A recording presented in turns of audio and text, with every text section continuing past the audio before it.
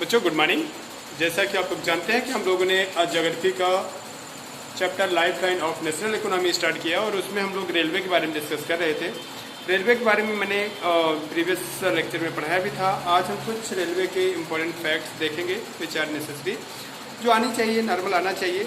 और after that फिर हम एक न्यू चैप्टर फिर एक न्यू चैप्टर इसी टॉपिक में स्टार्ट करेंगे। Pipelines, then waterways, then airways and then about tourism.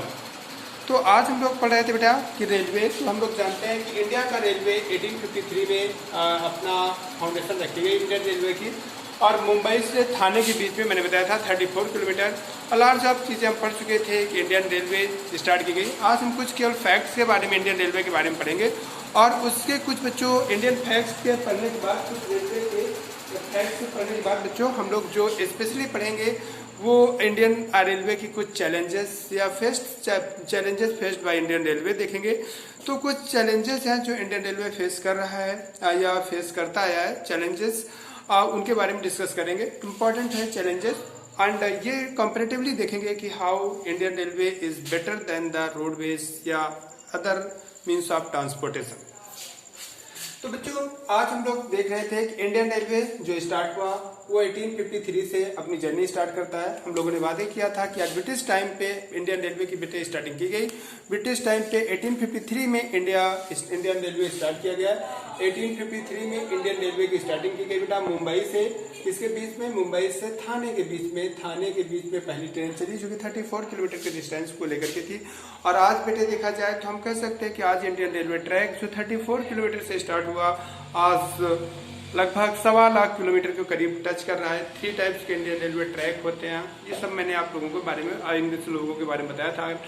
पहले 9 जोन्स थे, अब 16 जोन्स के थ्रू इंडियन रेलवे गवर्न हो रहा है, एडमिनिस्ट्रेट हो रहा है। तो इस तरीके से बच्चों आज हम उसके आगे स्टार्ट करते हैं। तो हम देखें बेटे इंडियन रेलवे के कुछ इंपॉर्टेंट फैक्ट हैं। जैसे इंडियन रेलवे बच्चों, इंडियन रेलवे हकीकत में देखा जाए तो एशिया का सबसे बड़ा नेटवर्क है। इंडियन रेलवे बेटे आज एशिया का सबसे बड़ा नेटवर्क हो चुका है और वर्ल्ड का सेकंड लार्जेस्ट नेटवर्क हो चुका है। ठीक है, समझो इंग्लैंड का नेटवर्क बहुत पीछे है जो ब्रिटिशर्स ने हमारे यहाँ स्टार्ट किए थे। अगर हम अर्थ के सर्कुलेशन की बात करें बच्चे, तो इंडियन रेलवे की अगर ट्रैक को हम एक डायरेक्शन में मतलब लेट करें तो बच्चों ये पूरी अर्थ का 1.5 बार चक्कर लगा लेगा, यानी 1.5 बार चक्कर अर्थ का लगा लेगा। इतना इंडिया का रेलवे ट्रैक हो चुका है कि इंडियन मतलब एक सरकमफेरेंस में काउंट करें इंडियन सर्कम स्फीयर का तो 1.5 राउंड से लगा लेगा इंडियन रेलवे का ट्रैक, इतना बड़ा हो चुका है। तो बच्चों ये इंडियन रेलवे ट्रैक के कुछ फैक्ट्स हैं।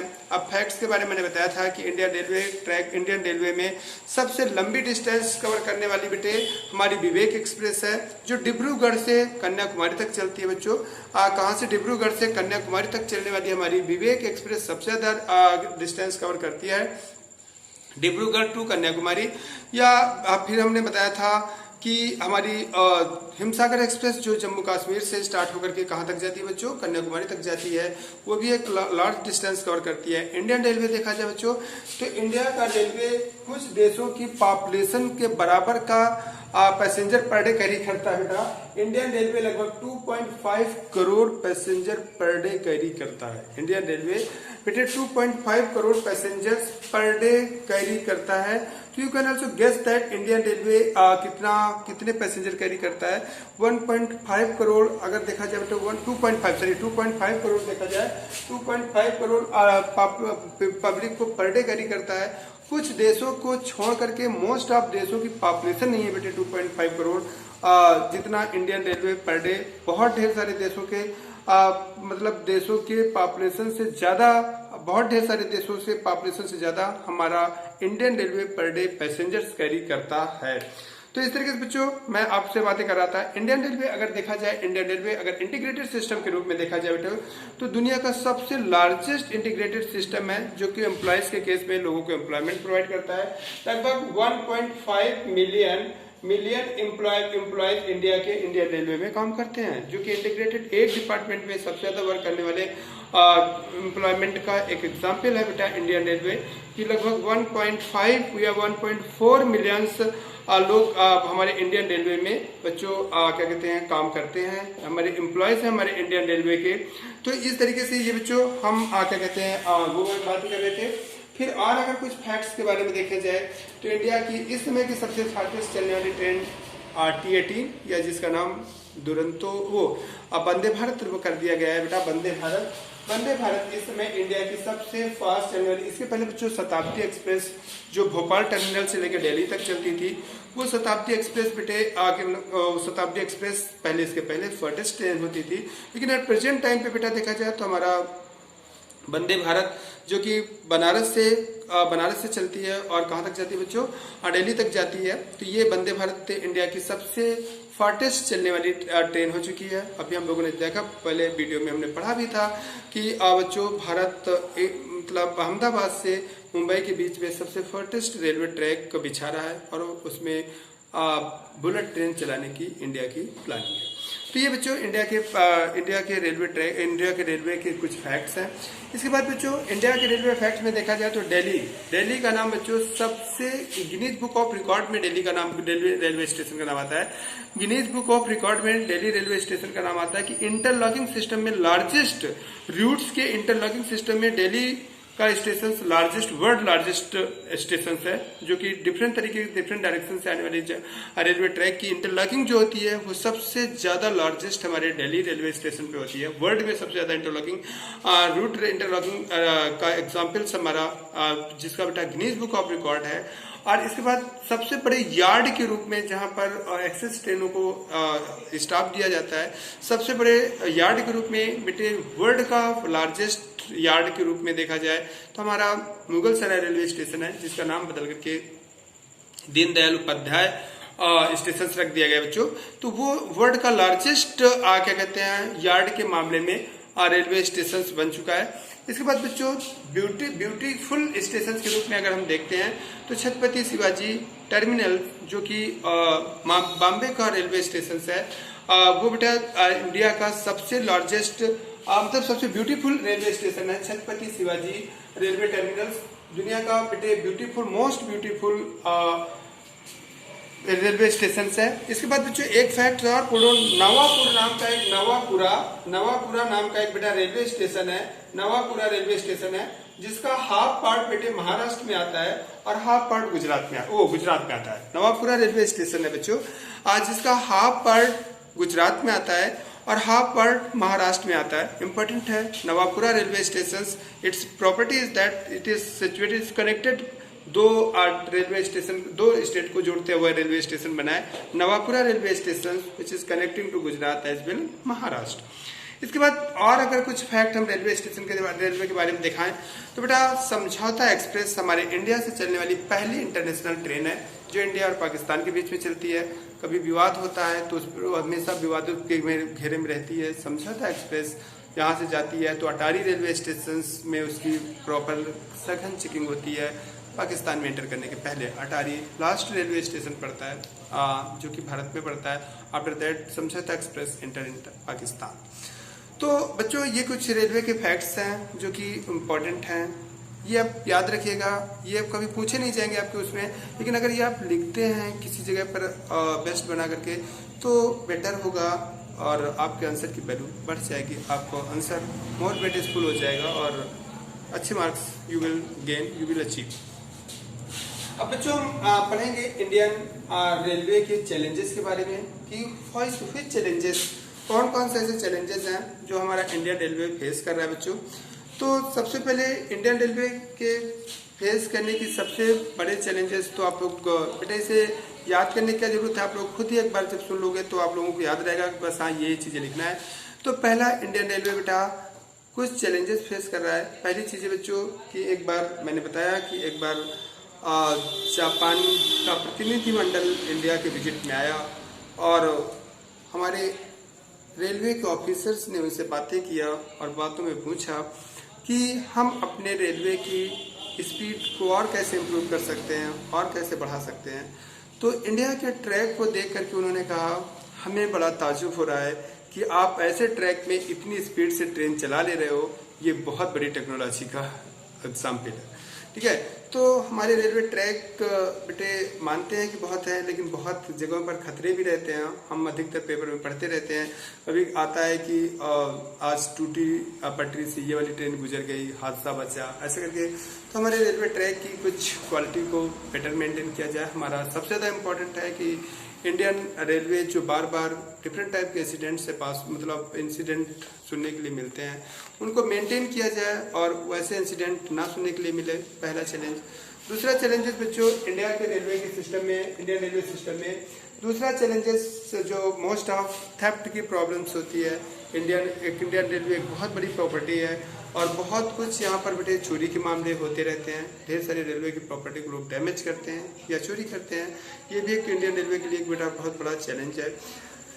दूसरा चीज बच्चों इंडियन रेलवे की एक बहुत बड़ी प्रॉब्लम्स है कि बहुत ढेर सारे लोग विदाउट टिकट चलते हैं और उनसे पूछो तो कहते हैं विद टिकट, WT बोलते हैं। तो WT का पता नहीं होता कि विद टिकट बोल रहे हैं कि विदाउट टिकट बोल रहे हैं। विद टिकट विदाउट टिकट दोनों होते हैं। ऐसे कुछ वाकया हो जाते हैं कि समटाइम्स की कभी करना पड़ता है कि बिना टिकट भी चलना पड़ता है, तो मे भी पॉसिबल्स। लेकिन इंडियन रेलवे में बहुत ढेर सारे ऐसे पैसेंजर्स हैं जो कि बिना टिकट खरीदे हुए, प्रॉपर टिकट खरीदे हुए यात्रा करते हैं। रिजल्ट उसका लॉस हमारा इंडियन रेलवे फेस करता है, जिसमें इंडियन रेलवे के रेवेन्यू का लॉस होता है। तो एक इंडियन रेलवे के थ्रू फेस किया जाने वाला एक ये भी बहुत बड़ी प्रॉब्लमेटिक थिंग्स है कि इंडियन रेलवे लॉस में जाता है रेवेन्यू की वजह से। और इसके बाद बच्चों इंडियन लोगों की थोड़ी सी लोगों की अवेयरनेस की कमी की होने की वजह से बच्चों लोग ट्रेन, जो कि एक इमरजेंसी टाइम के लिए एक टेक्निक है, क्योंकि ट्रेन बहुत बड़ी होती है, हम ड्राइवर तक अपनी बातों को नहीं पहुंचा सकते हैं।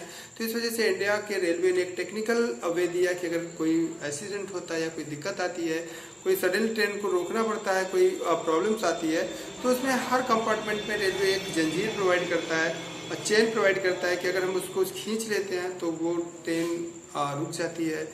एक टेक्निकल टर्म्स है, टेक्निकल चीज़ है, जो कि एक विशेष इमरजेंसी के लिए में यूज किया जाने वाला एक टर्म है। लेकिन बेटे हम लोग अधिकतर देखते हैं कि हमारे पैसेंजर्स अगर कहीं ट्रेन को रोकना होता है तो वो बिना स्टेशन के भी चेन खींच करके, चेन पुलिंग करके ट्रेन को रोक लेते हैं। रिजल्ट क्या होता है कि ट्रेन उनको नहीं पता, लेकिन बेटे ट्रेन की बहुत बड़ा ट्रेन नुकसान होता है, ट्रेन लेट होती है।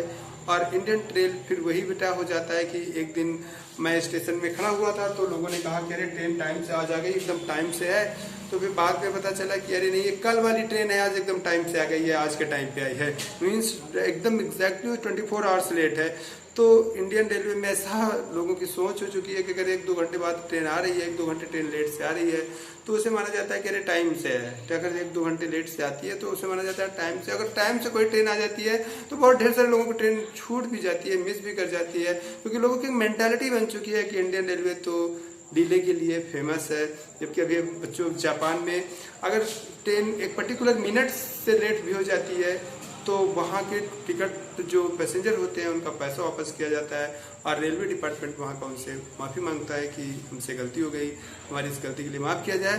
This is the situation of their. But Indian railway में है कि कोई विश्वास नहीं करता कि हमें कल पेपर देने जाना है दिल्ली में, तो हम आज के ट्रेन से चले जाएं, कल उसका 9 बजे पहुंचने का टाइम है और पेपर 12 बजे से, तो भी हम विश्वास नहीं कर सकते हैं कि हम आज की ट्रेन से जाए। नहीं, हम एक दिन पहले चले जाएंगे, क्योंकि हमें विश्वास है कि 9 बजे हमारी ट्रेन पहुंचा ही नहीं सकती है, 10 बजे पहुंचा ही नहीं सकती है, 11 बजे भी नहीं पहुंचा सकती है। इस वजह से पेपर छूटना तय ठीक श्योर है। तो इस वजह से इंडियन रेलवे जो डिले के लिए जानी जाती है बेटा, ये एक बहुत बड़ा चैलेंज है इंडियन रेलवे को ऑन टाइम पे करना। और इसके लिए पब्लिक भी बहुत ज़्यादा जिम्मेदार है। मानते हैं कि बहुत ज़्यादा जिम्मेदारी की ज़रूरत होती है। तो इस तरीके से बच्चों ये इंडियन रेलवे की कुछ चैलेंजेस हैं। इसके बाद theft problem, property damaging problems, ये लोग करते हैं। लोगों को देखो तो मतलब कभी कभी देखने के लिए मिलता है कि लोग ट्रेन में उल्टा सीट लिखते रहते हैं। मैं एक वाकया बता रहा हूँ कि एक बार मैं यात्रा कर रहा था तो उसमें लिखा हुआ था, सामने में देखा टॉयलेट में लिखा हुआ था कि पीछे मत देखना। मैंने पीछे देखा तो उसमें खरोच के लिखा हुआ था कि ऊपर मत देखना। और जब मैंने ऊपर देखा तो उसमें भद्दी सी गाली लिखी हुई थी। मैं क्या लिखने का तरीका है, पहले सामने पीछे मत देखना, पीछे देखो तो ऊपर मत देखना, ऊपर देखो तो एक गाली पढ़ो। अब्यूज़र्स लिखे हुए थे, अब्यूज़ वर्ड लिखे हुए थे। सच टाइप्स ऑफ बेवकूफ़ी की एक्टिविटीज़ इंडियन रेलवे को डैमेज करता रहता है। तो ऐसा कुछ नहीं होना चाहिए। बच्चों मैं आपको बता दूं कि एक ट्रेन चलती है बच्चों डिब्रूगढ़ से अमृतसर के बीच, जो कि इंडिया में सबसे ज्यादा रेलवे स्टॉप लेने के लिए फेमस है। डिब्रूगढ़ से बेटा उस ट्रेन के अमृतसर के बीच डिब्रूगढ़ अमृतसर एक्सप्रेस के सबसे ज्यादा स्टॉप हैं, लगभग 115 स्टॉप्स उस ट्रेन के हैं। 115 जगह पर वो ट्रेन रुकती है और it is famous for its stop, ये अपने स्टॉप के लिए फेमस है। ठीक है बच्चों, और इसके बाद तिरुवनंतपुरम राजधानी एक्सप्रेस जो है, ठीक है, दिल्ली तक आती है बेटे। वो एक ऐसी ट्रेन है जो कि पूरे 500 kilometre without any legal stop के चलती है, ठीक है, उसका कोई बीच में स्टॉप नहीं है। तो ये भी एक बहुत फैक्ट्स है कि ये एक्सप्रेस की सबसे ज्यादा लार्जेस्ट बिना स्टॉप लेने वाली ट्रेन का नाम या सबसे ज्यादा स्टॉप वाली ट्रेन का नाम। तो इस तरीके के कुछ फैक्ट हैं जो इंडियन रेलवे के लिए इम्पोर्टेंट है। तो इस तरीके से बच्चों इंडियन रेलवे रहा। इंडियन रेलवे के बारे में हमने देखा कि it is the better means of transport और कंपेरेटिवली सेफेस्ट भी होता है, सेफ मीन्स ऑफ ट्रांसपोर्ट होता है, कंपेरेटिवली अदर रोड ट्रांसपोर्ट या प्लेन ट्रांसपोर्ट के कंपेरेटिवली ये काफी सेफ मीन्स ऑफ ट्रांसपोर्ट होता है। और ये बेटा बल्क में ट्रांसपोर्ट और largest distance land distance cover करने के लिए बेस्ट मीन्स ऑफ ट्रांसपोर्ट होता है। लार्जेस्ट डिस्टेंस अगर हमें लैंड डिस्टेंस कवर करना है तो railway is the best means of transportation. Comparatively safe भी बहुत ज्यादा होता है, सेफेस्ट मीन्स ऑफ ट्रांसपोर्टेशन होता है। और इसके बाद बेटा इन बल्क में बहुत ढेर सारे लोगों को एक साथ कैरी करना, ये रेलवे की प्रॉपर्टी, रेलवे डिपार्टमेंट की, रेलवे की एक प्रॉपर्टी होती है। और इसके बाद बच्चों लैंड ट्रांसपोर्ट में मटेरियल को बल्क अमाउंट में एक जगह दूसरे जगह ले जाने का एक बहुत अच्छा सिस्टम हमारा रेलवे होता है। तो इस तरीके से बेटा इंडियन रेलवे के कुछ फैक्ट्स हैं। बाकी चैप्टर्स हमने जो इम्पोर्टेंट पार्ट था इसको हमने पहले ही पढ़ रखा है, कल ही खत्म कर लिया था। तो आज बच्चों हम लोग जो स्टार्ट करेंगे वो एक new means of transport start करेंगे, दैट इज पाइपलाइन। ठीक है बच्चों, कि पाइपलाइन के बारे में अगर हम पढ़ेंगे कि पाइपलाइंस के बारे में अगर हम पढ़ें तो ये बेटा एक नया मीन्स ऑफ ट्रांसपोर्टेशन लगता है। लेकिन बच्चों ये मीन्स ऑफ ट्रांसपोर्टेशन बहुत ज़्यादा पॉपुलर इस वजह से नहीं है क्योंकि इससे पैसेंजर नहीं कैरी किए जा सकते, इससे सॉलिड मटेरियल नहीं कैरी किया जा सकता, इससे केवल मेल्टेड मटेरियल स्लरी फॉर्म में या लिक्विड फॉर्म में ही हम मटेरियल को ट्रांसपोर्ट कर सकते हैं from one place to another place. For example के तौर पर आप अगर स्कूल में पढ़ रहे हो, झलवा राजरूपपुर में जा रहे हो तो 60 फीट रोड को कहते हैं बहुत चौड़ी है, कंप्लीटली सबसे ज्यादा चौड़ी रोड दिखती है वो। उसका रीजन है कि बेटा वो मेंटेन की उसको कंजेस्टेड नहीं किया जा सकता क्योंकि उसमें एक तरफ से पेट्रोलियम लाइन आपके यहाँ तक के लिए बिछी हुई है। आपके ये जो पेट्रोलियम सेंटर है जो ये झलवा में है, इंडियन ऑयल है, इस इंडियन ऑयल तक के लिए एक बेटे पाइपलाइन आई हुई है। तो वो पाइपलाइन की वजह से उस रोड को इतना चौड़ा किया गया है। तो बेटा इस पाइपलाइन के थ्रू, तो मेरे कहने का मतलब एक ऐसा मीन्स ऑफ ट्रांसपोर्टेशन जिसमें हम मेल्टेड या लिक्विड मीन्स ऑफ मटेरियल को ट्रांसपोर्ट करते हैं from one place to another place without consuming any times और without consuming large amount of energy. तो ये ट्रांसपोर्टेशन जो है बेटा ये लिमिटेड है, इसकी कुछ विशेषताएं हैं बेटा कि ये केवल लिक्विड फॉर्म या मेल्टेड फॉर्म ऑफ मटेरियल को ही ट्रांसपोर्ट कर सकता है। तो अगर बच्चों सबसे पहले देखें इसकी प्रॉपर्टी देखें कि इससे फायदे क्या है। तो बेटा पहली प्रॉपर्टी है कि इसमें बिना एनर्जी ट्रांसपोर्ट, बिना एनर्जी कंजप्शन के, बहुत ज़्यादा एनर्जी कंजप्शन की जरूरत नहीं पड़ती है। मटेरियल को एक जगह दूसरी जगह पर ट्रांसपोर्ट किया जा सकता है। बिना बेटा ट्रैफिक प्रॉब्लम्स के मटेरियल को एक जगह दूसरी जगह ट्रांसपोर्ट किया जा सकता है। बिना बेटे लॉस ऑफ मटेरियल के मटेरियल को एक जगह से दूसरी जगह ट्रांसपोर्ट किया जा सकता है। बिना बच्चों हम इन्वायरमेंट को डैमेज किए हुए, बिना पॉल्यूशन क्रिएट किए हुए हम मटेरियल को एक जगह से दूसरी जगह ट्रांसपोर्ट कर सकते हैं। ठीक है, फास्ट मीन्स ऑफ ट्रांसपोर्टेशन होता है और सिक्योर मीन्स ऑफ ट्रांसपोर्टेशन होता है। तो बच्चों इस तरीके से ये पाइपलाइन की विशेषता है, fast means of transportation, secure means of transportation, eco friendly means of transportation है। एंड इसके बाद बच्चों बिना किसी लॉस के ट्रांसपोर्टेशन है, without creating any traffic problems के ये ट्रांसपोर्टेशन है। अंडरग्राउंड के थ्रू ये क्या कहते हैं, मतलब हम मटेरियल को ट्रांसपोर्ट कर सकते हैं। और it is the ideal means of transportation for the liquid as well as the slurry form of the material। ये आइडियल मीन्स ऑफ ट्रांसपोर्टेशन होता है। हम बच्चों इसकी कुछ प्रॉब्लम्स भी हैं और प्रॉब्लम्स के बाद फिर हम इसके कुछ फैक्ट पढ़ेंगे, जैसे HYVJ HYVJ हजारियाबाग विजयनगर, ये जो पाइपलाइंस है ये लार्जेस्ट पाइपलाइंस है। और वैसे अहमदाबाद से, मुंबई से अहमदाबाद के बीच में भी बेटा एक लार्जेस्ट पाइपलाइन है कांडला तक की। कांडला से क्या नाम से बच्चों, कांडला से पंजाब तक एक पाइप कांडला भटिंडा पाइपलाइंस भी इंडिया की लार्जेस्ट पाइपलाइंस में एक काउंट की जाती है। और HYVJ जिसकी लेंथ लगभग 1400 किलोमीटर है पाइपलाइंस है जिसमें, तो ये फैक्ट्स हम बाद में पढ़ेंगे। तो आज हम पढ़ते हैं बच्चों कि कुछ चैलेंजेस होते हैं हमारे पाइपलाइन के थ्रू। पहला चैलेंजेस ये होता है बेटा कि ये सारी चीज़ों को पहले ड्रॉबैक इसका ये कि सारी चीज़ों को ट्रांसपोर्ट नहीं कर सकता, केवल लिक्विड या slurry material of melted material of the material को ही ट्रांसपोर्ट कर सकता है। दूसरा चीज़ बच्चों, एक बार पाइपलाइन बिछ जाने के बाद इसकी लिमिट, इसकी कैपेसिटी फिक्स हो जाती है कि इतना ही इसमें, इतने ही रेट से इस मटेरियल से हम ट्रांसपोर्ट कर सकते हैं। और तीसरी चीज़ बेटे सबसे बड़ी प्रॉब्लम्स होती है दैट इज लीकेज प्रॉब्लम्स, कि अगर कहीं से लीकेज हो गई तो लार्ज नुकसान होने का लगभग श्योर रहता है। तो लीकेज प्रॉब्लम्स भी बेटे एक पाइप लाइन के ट्रांसपोर्ट का एक बहुत बड़ा चैलेंज है। और इसके बाद बेटा पहले मैंने बताया ना कि जैसे दोनों तरफ की बहुत ज़्यादा ज़मीन छूटी हुई है 60 फीट रोड में, उसका रीज़न है कि जिस ज़मीन के नीचे से पाइपलाइन बिछाई जाती है उस ज़मीन को हम किसी और दूसरे यूज के लिए नहीं यूज कर सकते, दूसरे पर्पज़ के लिए यूज नहीं कर सकते हैं।